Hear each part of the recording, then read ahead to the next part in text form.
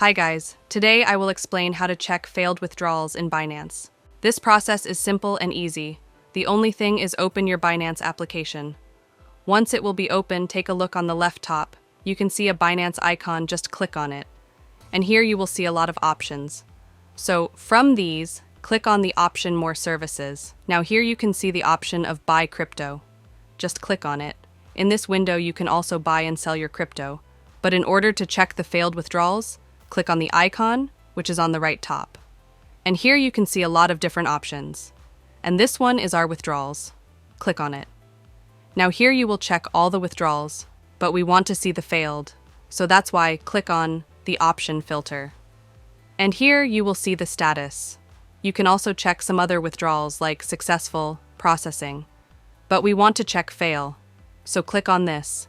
Choose your specific date range. Plus, you have to select your currency. Once you do, click on the option Confirm, and then your failed withdrawals history will appear. Because I have not did any kind of transaction, so that's why it's empty. And it was the way by which you can check failed withdrawals in Binance.